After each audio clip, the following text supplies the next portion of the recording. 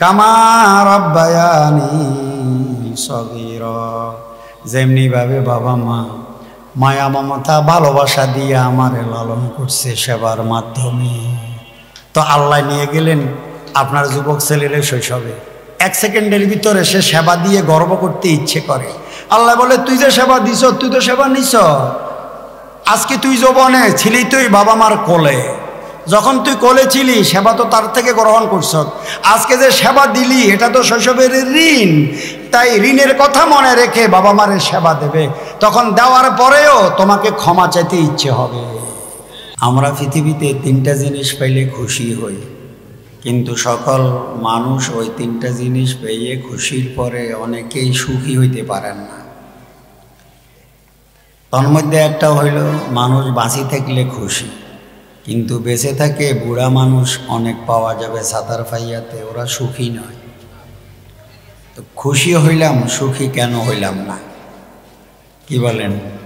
বাঁচলে আমরা খুশি না, কিন্তু বাঁচি থাকি কি সবাই সুখী?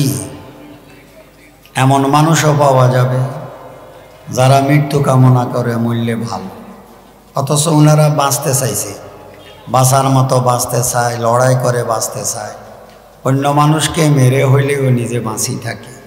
সেই লোকটাই আজকে মরতে চায় কিন্তু মরে না। তো তার এই শেষ জীবনের এই দুঃখ দুর্দশা কেন?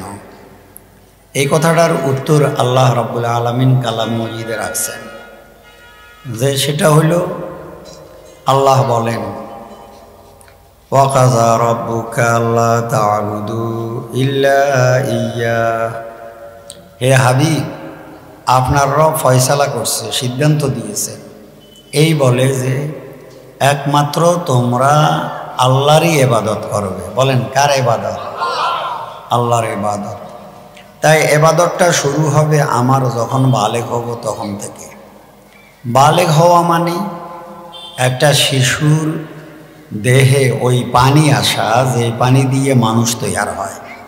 এই পানি যখন একটা শিশুর দেহে চলে আসে তখন তাকে আর শিশু বলা যায় না, সে তো বাবা হওয়ার যোগ্য হয়ে গেছে। এই পানিটা 14 বছর বয়সেও হইতে পারে, সাধারণত আমরা বলে থাকি 15 বছর। কথা বুঝাইছে আপনাদের? তাই এটা বালেগ হওয়া বছরের সাথে সম্পৃক্ত নয়, বালেগ হওয়াটা নির্ভর করে দেহের ওই পানির সাথে, যে এই পানি দিয়ে কি তৈরি হয়? মানুষ তৈরি হয়। তাহলে তাকে আর শিশু বলা যাবে না, সে শিশুর বাবা হয়ে গেছে। আন্তর্জাতিকভাবে এই সত্য কথাটা বুঝে না, মনে করে 18 বছর 20 বছর, কিছুদিন পরে আসবে 22 বছর বয়সে প্রাপ্তবয়স্ক বলা হবে। অথচ 22 বছর বয়সে একটা ছেলে 2-3 সন্তানের বাবা হওয়ার যোগ্য হয়ে যায় না। বুঝেন না কথা? ইসলাম এমন এক ধর্ম, কোরআনের এমন এক জ্ঞান, যে জ্ঞানকে কেউ টলাইবার সুযোগ নাই। তাই বালেগ হওয়া মানে বছরের সাথে সম্পৃক্ত নয়, বরং তার দেহের ওই পানি যে দিয়ে মানুষ তৈরি হয়। তো সেই থেকে আমার ইবাদত শুরু হবে। এজন্য বলা হয় যৌবনের সূচনা হইল ধরেন 15 বছর। এই 15 বছর বয়স থেকে আল্লাহ রাব্বুল আলামিন একজন বান্দার উপরে আদেশ দিয়েছেন, সে শুধু একমাত্র আল্লাহরই ইবাদত করবে। তাই কোনো মানুষ যদি তার যৌবনের শুরু থেকে আল্লাহর ইবাদত করে, আল্লাহর ইবাদতে মশগুল থাকে, তাহলে সে বাঁচি থাকি যদি খুশি হয়, সে মরতে পড়েই তার বার্ধক্য জীবনে মরার আগেও সুখী হইতে পারবে। কথাটা বুঝতে পারছি খুব সংক্ষেপে।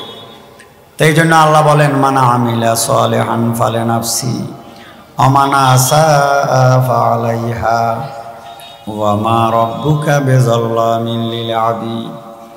আমরা সাধারণত বাঁচি থাকার পরে বার্ধক্য জীবনে একটু নিজেরা দুর্বল হয়ে নিজেকে দুর্ভাগা ভাবি, কথাই না?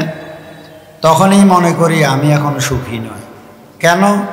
আমায় বার্ধক্য জীবনে দুর্বল। তো দুর্বল মানুষ দুর্ভাগা হয় কখন? দুর্বলের সেবা লাগে। বুড়া দুর্বল হয় যদি সেবা বঞ্চিত হয়, তখনই সে তারে মনে হয় আমি দুর্ভাগা। যদি সেবা পায় তাহলে আর দুর্ভাগা মনে হয়? এখন আপনি সেবা পাবেন কিভাবে? বাঁচি থাকি যে খুশি আছেন, যদি সুখী হইতে চান বলে যে তার যৌবনের শুরু থেকে আল্লাহর ইবাদতে জীবনটা পরিচালনা করবে। মানে আমিলা সালেহান ফালেনাফসি, যে যুবক যুবতী যৌবনে নেকামল করবে সেই নেকামলের সুফল সে নিজেই পাবে। করবে সে যৌবনে নেকামল, সুফল পাবে মরার আগে। আবার মরার পরে তো জান্নাতে যাবে, সেটা আমরা বুঝি। কিভাবে পাবে? নেকামল যদি কোনো মানুষ করে ভালো কাম, তাহলে তার এই ভালো কামের কারণে তার প্রতি মানুষের ভক্তি বাড়ে। বলেন কি বাড়ে? তো দুর্বলের সেবা লাগে, সেবার জন্য মায়া লাগে, আর নেকামলের কারণে মানুষের প্রতি মানুষের ভক্তি বাড়ে। তাই নেককার যুবক যত বুড়া হয় তার দেহের শক্তি কমে যায়, কিন্তু তার প্রতি মানুষের ভক্তি বেড়ে যায়। তাই বুড়াকালে কেউ যদি সুখী হইতে চায় তাহলে যৌবনকালে সে নেককারও হতে হবে। কথা বুঝতে পারছি কথা? এজন্য বলে বাঁচি থাকি খুশি, শেষ জীবনে সুখী নয় সে কে?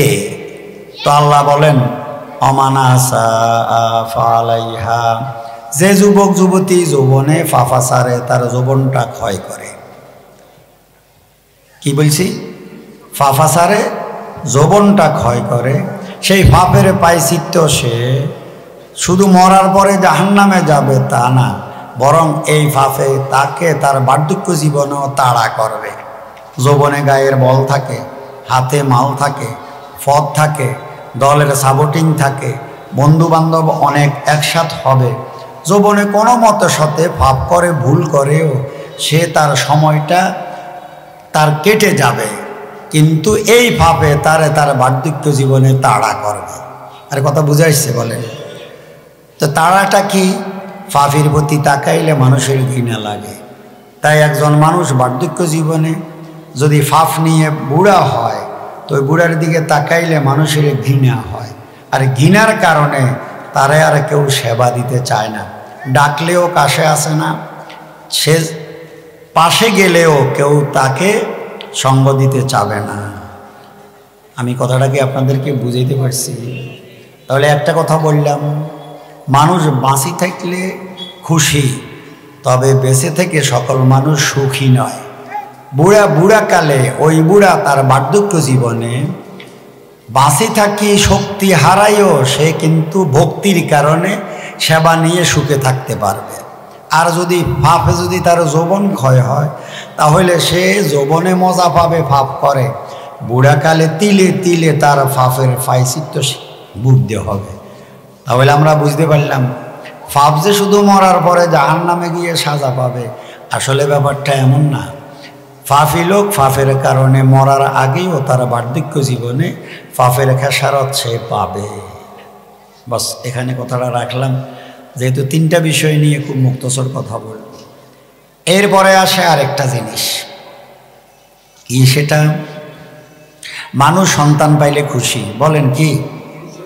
রাজা রাজপুত্র পাইলে যত খুশি, আমরা গরিব মানুষ সন্তান পাইলে তার চেয়ে আরও বেশি খুশি। তাহলে সন্তান নিয়ে তো সন্তান লালন করে সকল বাবা মা খুশি ঠিক, কিন্তু বহু বাবা মা পাওয়া যাবে এই সাতারভাইয়া এলাকাতেও পাওয়া যাবে সন্তানটা লালন করে খুশি ছিল, কিন্তু আজকে সন্তান নিয়ে উনি সুখী নয়। কি নয়? এরকম আছে না নাই? কথা বলে। তাহলে প্রশ্ন জাগে, সন্তান পাই খুশি হইলাম, সন্তানকে লালন করে খুশি ছিলাম, কিন্তু আজকে আমি সুখী নয় কেন? যেই জিনিস আমাকে খুশি করতে পারে সেই জিনিস তো আমাকে সুখী করার কথা, কিন্তু কেন হইল না?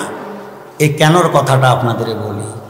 আল্লাহ রাব্বুল আলামিন কালাম মজিদে তাই ইরশাদ করেন, ওয়া কাযা রাব্বুকা আল্লা তা'বুদু ইল্লা ইয়াহু। হে হাবিব, আপনার রব ফয়সালা করেছে কি কথা? যে একমাত্র আল্লাহ ছাড়া কারো ইবাদত করবে না। তাই আমি যেমন আল্লাহর ইবাদত করে আমার মরার আগের জীবনটাকেও ধন্য করব, মরার পরে জান্নাতে যাব, পাশাপাশি আমার সন্তানটাকেও যদি আমি আল্লাহর গোলাম বানাইতে পারি, তার কপালে সেজদা লাগাইতে পারি, তাহলে সন্তান নিয়েও খুশির পরে আমি সুখী হইতে পারব। কথাটা আমি বুঝতে পারছি আপনাদের। বলে কেমনে পারবেন?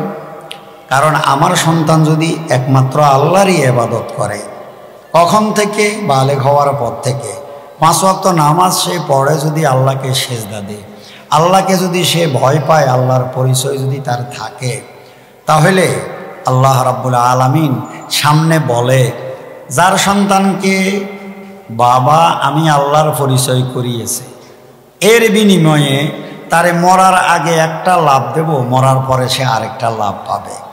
মরার আগে তার কী লাভ হবে? সেই নেককার সন্তান এই বাবা মাকে সেবা দেবে। বলেন কি দেবে? সেবা দেবে। তো কারো সন্তান, বাবা সন্তানকে সেবা দিয়ে লালন করে, বলেন না? সিস্টেম কি? বাবা সন্তানকে সেবা দিয়ে লালন করে। তা আল্লাহ বলেন, এই সন্তানের সেবা দিয়ে বাবা মাকে আমি দাফন করে দেব। তাই এক সময় তুমি সন্তানের সেবা দিয়ে খুশি হবে, আরেকটা সময় তোমার বার্ধক্য জীবনে সন্তানের সেবা নিয়ে তুমি সুখী হয়ে যাবে। সিস্টেমটা বুঝুন না খুব সংক্ষেপে। তাই আমরা তো সন্তানকে সেবা দিয়ে লালন করে খুশি হই, এতে কোনো সমস্যা নাই, সবাই খুশি হয়। কিন্তু কয়জন মানুষ তার সন্তানের সেবা নিয়ে তার বার্ধক্য জীবনে সুখী হইতে পারে? তো আল্লাহ বলে পারবে। শর্ত হইল, তোমার জীবন নিয়ে সুখী হইতে যেমন তোমার কপালে সেজদা লাগবে, ঠিক তোমার সন্তানেরও কপালে যদি সেজদা থাকে আমারই ইবাদতে, তাহলে আমি তোমার সন্তানকে বাধ্য করব তুমি বাবার সেবা দিয়ে দাফন করতে। আয়াতের সামনের কথাগুলো শুনলে আপনারা অবাক হবেন যে আল্লাহ রাব্বুল আলামিন আপনাকে সন্তান দিয়ে খুশির পরে কিভাবে সুখী করবে।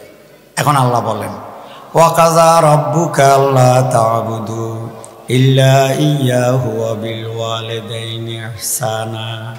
এই জন্য আল্লাহ নিজের ইবাদতের পরেই সাথে সাথে লাগাইলেন অবিল ওয়ালিদাইনি ইহসানা, যে হে যুবক, এক তুমি আমার ইবাদত করবে, আমার ইবাদত ছাড়া আর কোনো কাম নাই তোমার, সেজদা তোমার কপালে থাকবে। তবে এই আমার ইবাদতের পাশাপাশি আমি আল্লাহ তোমাকে আদেশ দেব, তুমি বাবা মার খেদমত করবে। যেভাবে বললে আপনারা বুঝবেন আমি ওইভাবে বলতেছি। বাবা মার সাথে সুন্দর আচরণ করবে, সহজ ভাষায় আমরা বুঝবো, বাবা মার খেদমত করবে। তাহলে আল্লাহ কয়টা কথা বললেন? দুইটা। এক, আমার ইবাদত করো, বয়স কত?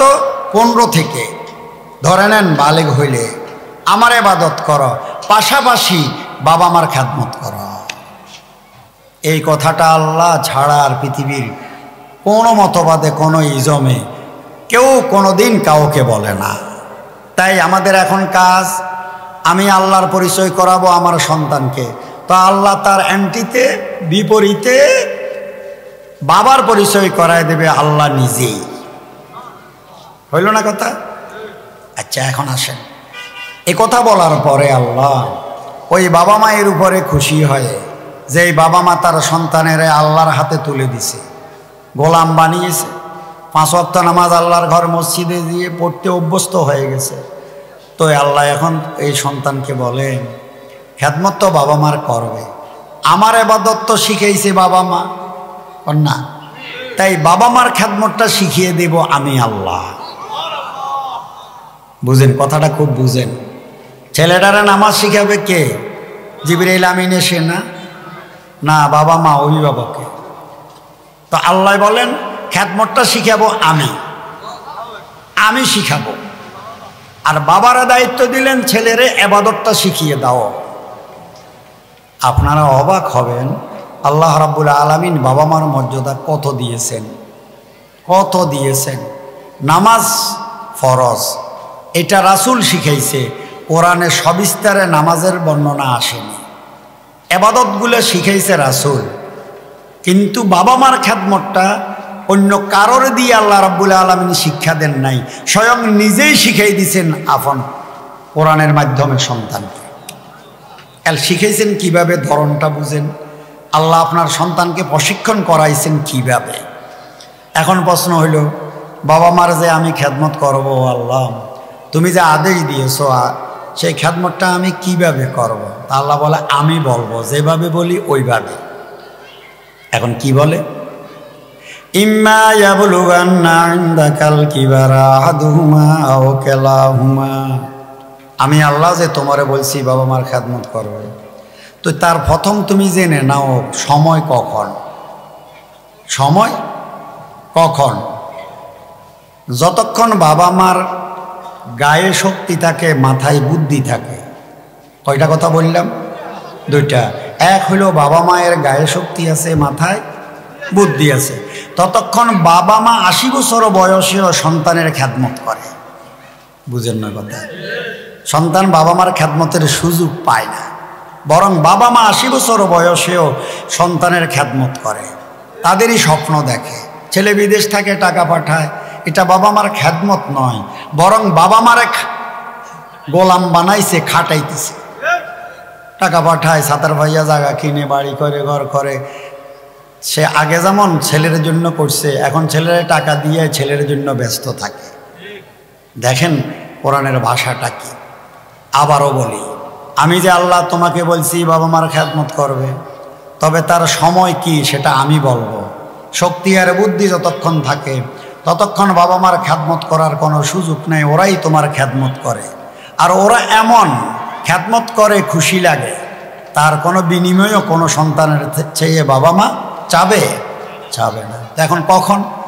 আল্লাহ এখন বলে ইম্মা ইয়াবলুগান্না ইনদাকাল কিবারা আহাদুহুমা আও কিলাহুমা, কয় বাবা মার উভয়জন অথবা কোনো একজনকে তাদের বার্ধক্য জীবন বলতে শক্তি এবং বুদ্ধি যখন লেস হবে, ওদের গায়ে শক্তি নেই, চলতে পারে না, ওদের মাথায় বুদ্ধি নেই, বলতে পারে না, বিছনায় পড়ে থাকে, কিছু করার থাকে না, আমি আল্লাহ এখনই বলছি যে তুমি সন্তানকে এই বাবা মার খেদমত তোমাকে করতে হবে।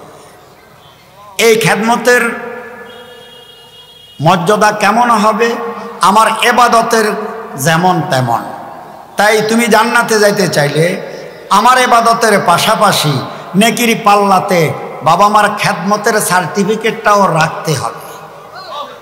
এই দুইটাকে মিল করে একসাথে পাইলে তোমাকে আমি জান্নাতে নিব। আমার এবাদত আছে কপালের সেজদা, কিন্তু বাবা মার খেদমত নাই নেকির পাল্লায়, আমি এবাদত গ্রহণ করব না, আমি এবাদত গ্রহণ করব না। দেখেন আব্বার কত মর্যাদা আল্লাহ রাব্বুল আলামিনের নিকটে। তাই প্রথম বাতাইলেন, সময় বুঝাইলেন। এই সময় যদি আল্লাহ না বলতো আমাদের বুঝেও আসতো না। তাই আমার শক্তি আর বুদ্ধি থাকতে ছেলে আমাকে বাবা ডাকলে আল্লাহ এই বাবা ডাকের কোনো আজর দেয় না। আর এই বাবা তো তুমি তোমার স্বার্থে ডাকো, তারে বাবা ডেকে কাম করানো যায়। ওই সময় বাবা ডাকলে এই বাবার নামটা ডাকা এবাদত হবে। যেদিন এই তুমি ছাড়া এই বাবার করার থাকে না, তখন সত্যিই বাবার মর্যাদাতে বাবা ডাকা হবে, এখানে তোমার কোনো স্বার্থ থাকবে না। কথাগুলো বুঝেন? আচ্ছা, এ গেল ঠিক।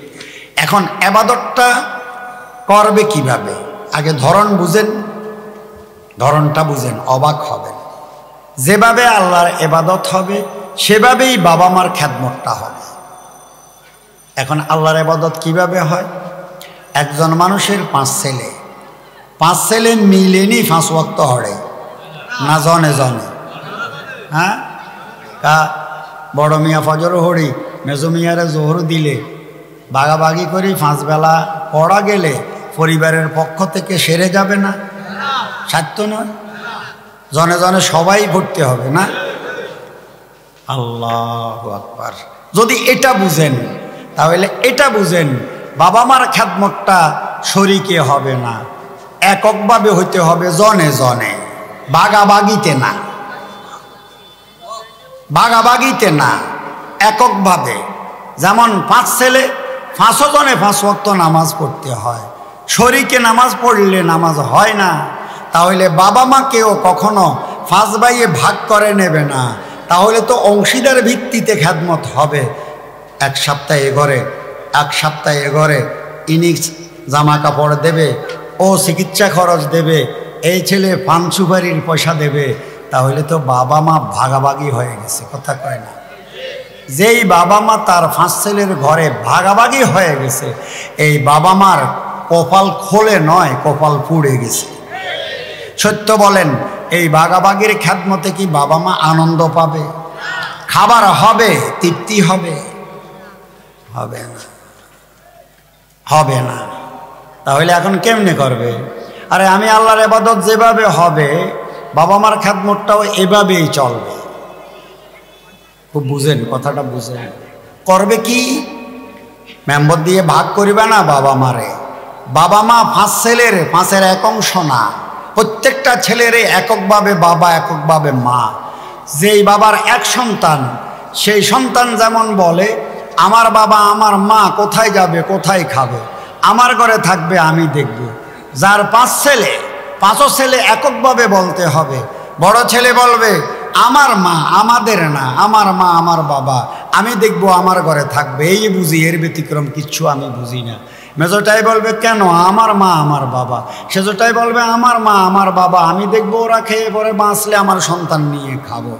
5 জনে মিলে বলবে আমার ঘরে আমার। তাহলে এই বাবা মা আনন্দ পাবে তার শেষ জীবনে। এই বাবা মাকে নিয়ে টানাটানি হয়েছে, ঠেলাঠেলি হয় না।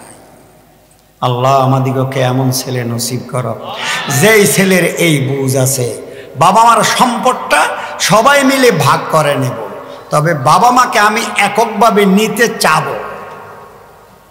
বুঝে নয় কথা? তাই যদি বাবা মা যদি নিজে ভাগ করে দেয়, এটা ওদের ব্যাপার।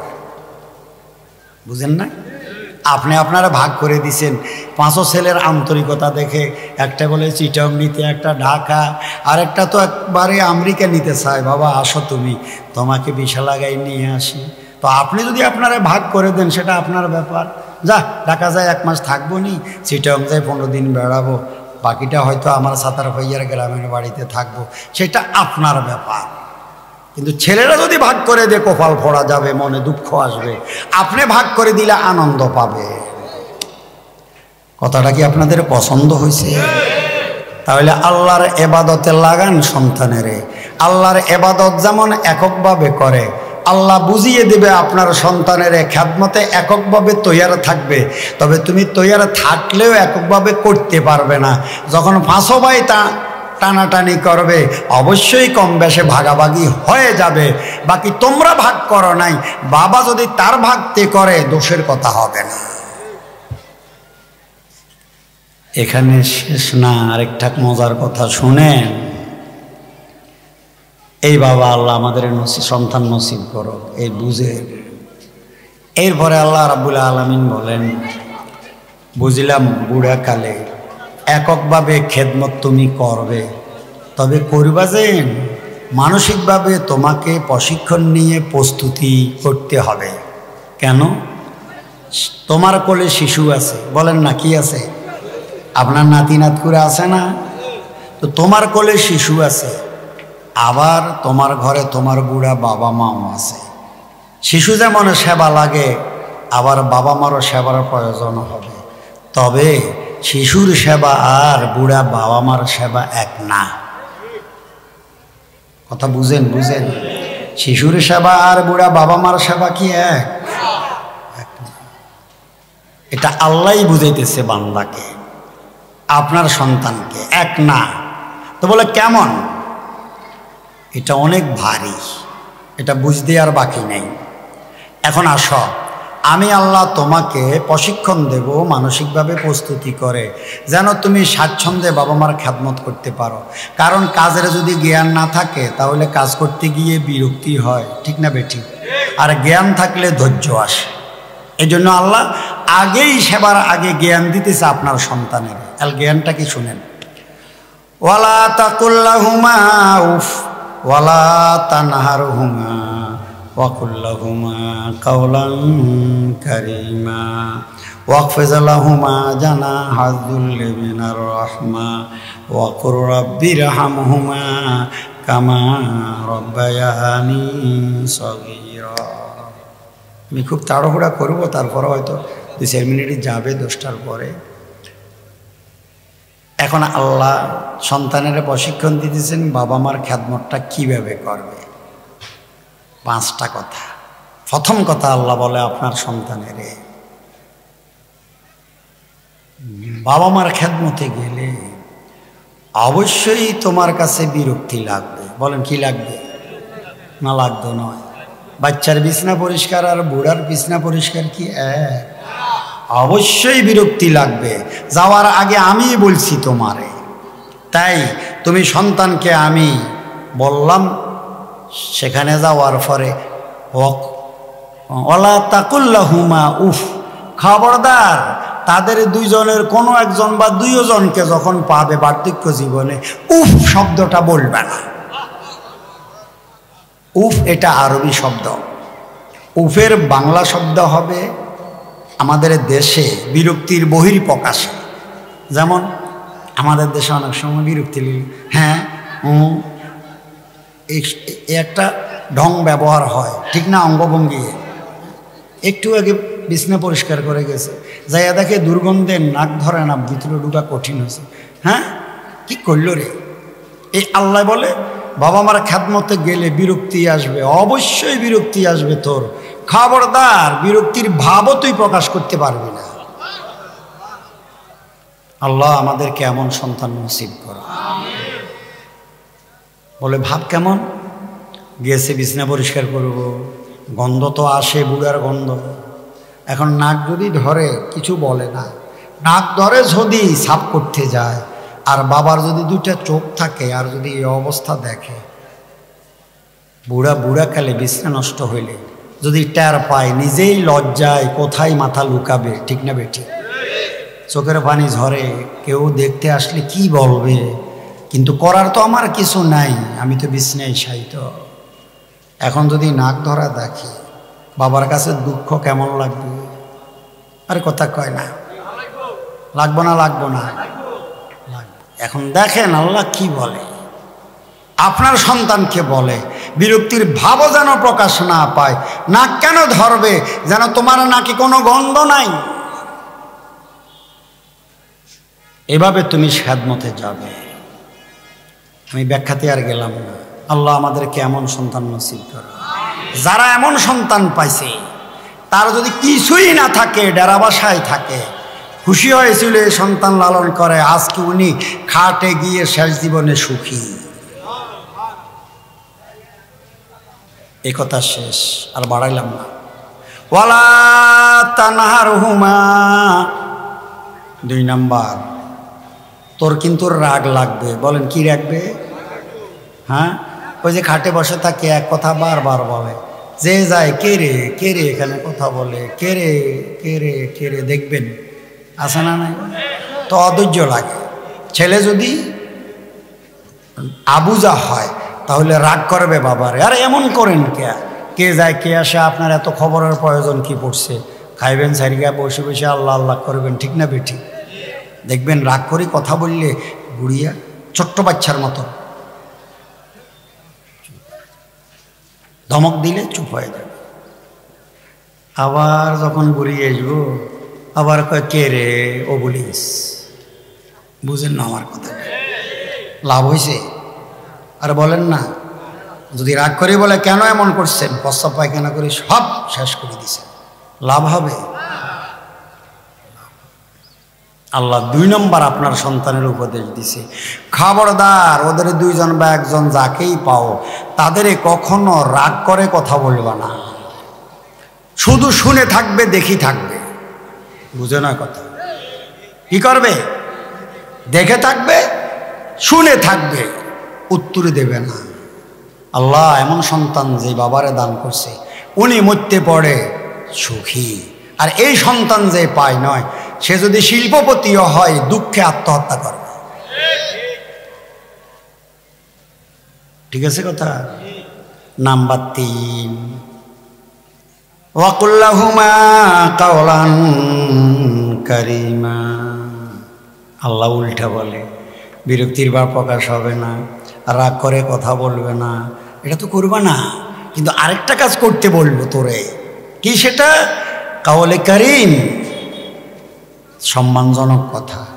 বাবা মার কানে কানে ছেলে যদি বলে যাব, আপনার খেদমত করতে পেরে আমি ধন্য, ছোট্টবেলায় সেবা দিয়ে লালন করছেন, আজকে আপনার বিছানাটা পরিষ্কার করতে পারছি, এটা আমার কপাল, আমাকে এই সুযোগটা দেন। আল্লাহ বলে, ফারিস তো বাবার কানে কানে কথাগুলা বল। এই সন্তান যে পাইছে তার জীবনটা ধন্য ডেরা বাসাতে। এমন সন্তান যে পায় নাই সে খুশি ছিল, জাপান জার্মান ব্রিটেন ফ্রান্স পাঠায়, কিন্তু আজকে উনি সুখী নন। আল্লাহ আমাদিগকে এমন সন্তান তুমি নসিব করো যে কথা দিয়ে আমার আত্মাটাকে খোশ করে দেবে। আরে ভাই, আপনারা লাভ হবে কি? লাভ হইল এই বুড়া বাবা খাটে, যদি তার হাত তোলার ক্ষমতা থাকে, 2 হাত তোলে তাৎক্ষণিক দোয়া করবে যে আল্লাহ আমার এই নেক সন্তানের নেক হায়াত নসিব করো। হাত যদি তোর উঠাইতে না পারে, বুড়া হোঁট লেড়ে আল্লাহর কাছে দোয়া করবে যে মনে মনে যে আল্লাহ আমার এই সন্তানের নেক হায়াত তুমি নসিব করো। নাম্বার 4, ওয়াকফিজ লাহুমা জানাহাজ যুল্লি মিনার রাহমা। সেবা এভাবে করতে থাকবে, সান্ত্বনার বাণী শুনাইতে থাকবে। এই সেবা তুমি করতে থাকবে তোমার সাধ্য মতো। কি মতো? সাধ্য মতো সেবা। মায়া মমতার বাজু বিছিয়ে রাখবে তাদের জন্য, সর্দার বাজু বিছিয়ে দেবে, সেবা করতে থাকবে। এই জন্য বুঝার জন্য আমি বলি, সারা শরীর যদি ক্ষত হয়, ক্ষতস্থানে যদি পুজো হয়, বাবা মায়ের বিশেষভাবে মা জিব্বা দিয়ে চেটে চেটে যদি সন্তান ওয়াশ করে দেয়, তারপরেও বাবা মার সেবার ঋণ পরিশোধ হবে না। কথা বুঝতে পারছি? আল্লাহ আমাদেরকে এমন সন্তান নসিব করে। 5 নাম্বার, করতে থাকবে সেবা, দিতে থাকবে সেবা। তবে 5ম নম্বর, জীবনের তরে সেবা করে মুখে একটিবারের জন্য বলতে পারবি না। কি কইছি? সেবা দিয়ে সেবার কথা মুখে বলতে পারবি না। যেমন আমাদের দেশে মাঝে মাঝে বলে ফেলে, আরে সরওয়ারদের চিকিৎসা বিল আমি দিছি না, এভাবে বলে। মেজোটা কি 4 পয়সা দিছে, আমি দিছি না, তাহলে সেবা দিয়ে বলা হয়েছে না? আরে বলেন না ভাই, ওই যে শীতের কাশ্মীরি শালটা আমিও তো আনছি বিদেশ থেকে, বাবার জন্য আমি কি না করছি। 1400 বছর আগে কোরআন বলে, খবরদার সেবার পরে বলতে পারবে না। কেন? সেবা করে যদি বলে ফেলে, তাহলে সেবা দিয়ে দেহখানারে সুস্থ করছে, বলার পরে আত্মাটা শশির হয়ে যাবে। তাই বাবা মাকে কিছু করে মুখে বলবি না। আল্লাহ এই বুঝের সন্তান আমাদের দান করো। প্রশ্ন হইল কেন? কেউ যদি প্রশ্ন করে, আরে বলতেই পারবো না, এত কিছু করলাম বাবা মার জন্য, কই না বলতে পারবি না। যুক্তি কি? ওই যুক্তিটা হইল, আপনি একজনের থেকে 1000 টাকা ধার নিছেন। কি নিছেন? ধার নিছেন। তো ধারের টাকা সাতার ভাইয়া বাজারে পায়, এখন তারে দেবেন। দিতে গিয়ে আপনি যদি বলেন, ভাই ধরো নাও, এই 1000 টাকা ফজলিয়াম আছে, সিজনি ফল বাল বাচ্চা নিয়ে খাও, দিলাম তোমারে। তা আপনি তারা জিজ্ঞাসা করবেন, ভাই এটা কি আপনি আমাকে দান করছেন নাকি আমার ঋণ দিছেন? তোমার ঋণ দিছি। ঋণের টাকা? আরে হারামি, ঋণের টাকা কি দানের সুরতে বলা যায়? বুঝে না কথা? আপনি কি তার ওই কথা মেনে নেবেন? খুব বুঝেন কথাটা। আরে দান করেও বলা নিষেধ, থাকতো বলা ঋণ দিয়ে দানের অভিনয় করব। তো কি করতে হবে? ঋণের টাকা পরিশোধ করে ক্ষমা চাইতে হবে। বলেন না, কি চাইতে হবে? এজন্য আমাদের সৌজন্যমূলক আচরণ, ভদ্রতা হইল ঋণের টাকা হাতে দিয়ে আমরা বলি যে ভাই আমার দুঃসময়ে আপনার টাকা দিয়ে উপকৃত হয়েছি, তবে আপনার সময় মতো আমি দিতে পারি নাই, ক্ষমা সুন্দর দৃষ্টিতে দেখবেন। ঠিক না বেটি? নেন আপনার টাকাটা। তাহলে বোঝা গেল ঋণ পরিশোধ করে যেমন গর্ব করা যায় না, বলা যায় না, বরং ক্ষমা চেতে হয়। আহকামুল হাকিমিন রব্বুল আলামিন আপনার সন্তানকে আদেশ দিয়েছেন বাবা মার সেবা করে, কখনো মুখে বলা যাবে না, বরং সেবার পরে তোকে ক্ষমা চাইতে হবে। যুক্তি, এই সেবা তো তোর দান নয়, এই সেবা তো তোর ছোটবেলার সেবার ঋণ। তো ঋণ পরিশোধ করে যেমন গর্ব করা যায় না, তাহলে বাবা মার সেবা দিলেও বলা হয় না। কেন? বাবা মার সেবা তো আগেই ছোটবেলায় তুলে নিছি। বুঝে নয় কথা। তাহলে বুড়া বাবা মারে কোনো সন্তান যদি সেবা দেয়, তাহলে এই সেবা কি দান না শৈশবের ঋণ? তো ঋণ পরিশোধ করে ক্ষমা চায় না গর্ব করে? তাহলে বাবারে সেবা দিয়ে যদি বলা যাবে খাওয়াইছি না তোমারে, দিছি না তোমারে, আরে আমারে কি দিছস, খাইছ তার চেয়ে বেশি, আমারে কি দিছ এর চেয়ে বেশি দেওয়া হয়েছে, গোসল না তোমারে করাইছি আমি, আরে গোসল শতবার তোর করানো হয়েছে, কথা কয় না। কোনটা আমি করি নাই তুই নতুন করছ সেটা বল, বল, আপনি একটা একটা করে বলেন কোনটা আমি করি নাই নতুন সেটা তুই করছ। তালাশ করলে দেখা যাবে যা করা হয়েছে এখনো সেখানে যাইতে পারি নাই। আল্লাহ আমাদের বুঝার তৌফিক দিয়েছে। কি খোদার প্রশিক্ষণটা আপনাদের পছন্দ হয়েছে? তা আল্লাহ এখন কি শিখেছে চান? 5 নাম্বার, ওয়াকুর রাব্বির হামহুমা কামা রব্বায়ানি সগীরা। এই যে দোয়া পড়ছেন এটা সন্তানকে আল্লাহ শিখাইছে নাকি? তো দোয়াটা কি? রাব্বি, হে আমার রব, ইরহামহুমা, তাদের উভয়জনের উপরে আপনি দয়া করেন, মানে আমার বাবা মা, আমার বাবা মার উপরে হে আল্লাহ আপনি একটু দয়া করেন। কে? তোর বাবা মার উপরে দয়া করব কে? তো আল্লাহ 1 সেকেন্ডের ভিতরে যুবক ছেলেরে নিয়ে গেলেন শৈশবে।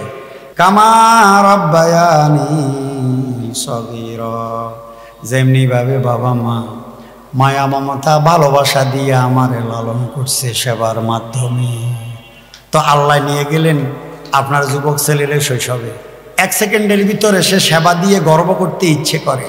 আল্লাহ বলে তুই যে সেবা দিছ, তুই তো সেবা নিছ, আজকে তুই যৌবনে ছিলি তুই বাবা মার কোলে, যখন তুই কোলে ছিলি সেবা তো তার থেকে গ্রহণ করছ, আজকে যে সেবা দিলি এটা তো শৈশবের ঋণ, তাই ঋণের কথা মনে রেখে বাবা মারের সেবা দেবে, তখন দেওয়ার পরেও তোমাকে ক্ষমা চাইতে ইচ্ছে হবে।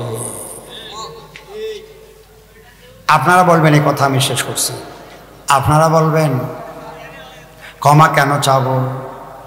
গোসল করাইছে, আমিও তো গোসল করাইছি, ছোট্টবেলায় নিশ্চয়ই আমারে মুখে লোকমা দিয়ে ভাত খাওয়াইছে, আমি তো বাবার মুখে লোকমা দিছি, কথার কথা আর কি। হ্যাঁ, না, হয় নাই। তো কেন হয় নাই? বাবা তার সন্তানের মহব্বতের যত ডিগ্রি দিয়ে গোসল করায়, কোলে তুলে চুমু খায়, মুখে লোকমা দেয়, সন্তান কি বুড়া বাবা মারে ওই মহব্বতের ওই পরিমাণ ডিগ্রি দিয়ে মুখে লোকমা দিতে পারে? বাবা মা আবেগী সন্তানের মহব্বতে, আর সন্তান যদিও সেবা করে এটা আবেগে তাড়িতে নয়, বিবেকের দাবিতে। বুঝেন না কথা? কেঁদে উঠলে কোলে লই লোকমা দে, আর সন্তান যদি বাবা মার লোকমা দে তাহলে দূরত্ব বজায় রাখে, হাত বাড়াই দে। বুঝে না কথা? বাবা আগে কোলে টানি লয়, তারপরে হাত লোকমা তোলে, কিন্তু আপনি আর আমি সেবা দিতে গেলে দূরত্ব বজায় রেখে হাত বাড়াই লোকমাটা দেব, কাছে টানবো কম। তাই মহব্বতের ডিগ্রি ডিগ্রি বেশ কম আছে, কথা কয় না? এটা যদি আপনি বুঝে থাকেন, আল্লাহ বলে তাহলে ঋণ হুবহু পরিশোধ হয় নাই। মহব্বত যে পরিমাণ নিয়ে সেবা খাইছ ওই পরিমাণ মহব্বতের মাধ্যমে সেবা দিতে পারো নাই। লোকমা তুমিও দিছ, বাবাইও দিছে, দুইজনের দেওয়ার মধ্যে আসমান জমিন তফাত আছে। তাই সেবার পরেও বলতে পারবে না, বরং ক্ষমা চাবে যে আল্লাহ তুমি আমারে ক্ষমা করো, আমার বাবা মায়ের উপরে তুমি আল্লাহ দয়া করো। আপনাদের কিছু সময় নষ্ট করছি, আল্লাহ আমাদেরকে এমন সন্তান দান করেন তাই আমাদের জীবন নিয়ে আমরা খুশি। যদি সুখী হইতে চাই যেন আমরা আল্লাহর ইবাদতে মশগুল থাকি, আমাদের সন্তান নিয়ে আমরা খুশি।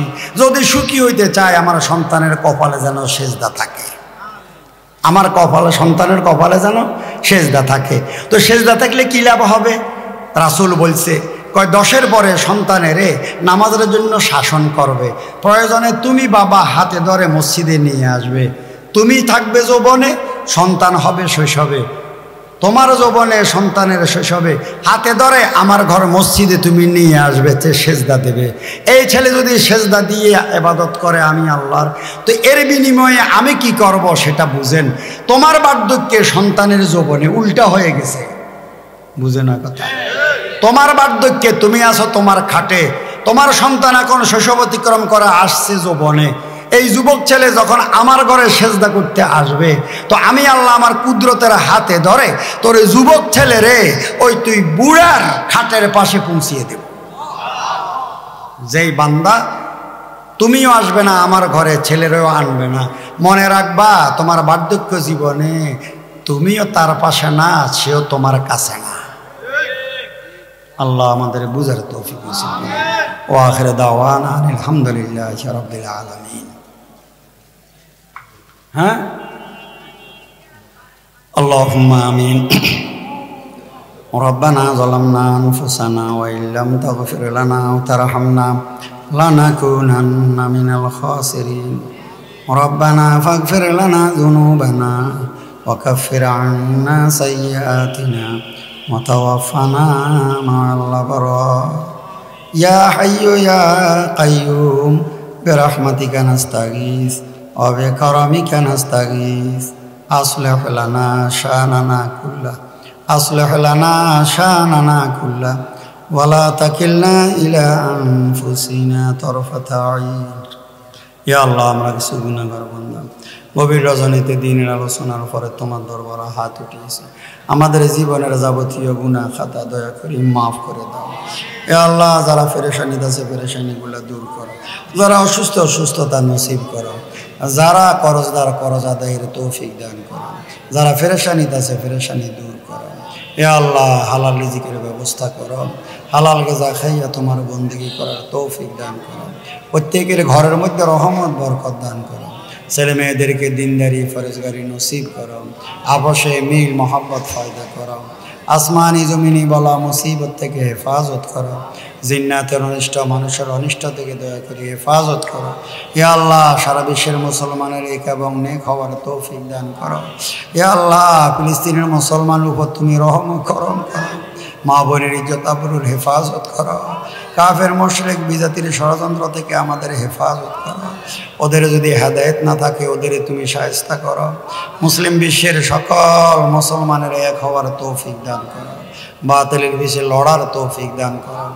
ইয়া আল্লাহ, জাগতিক স্বার্থে আমরা সবাই ভিন্ন ভিন্ন হয়ে আছি।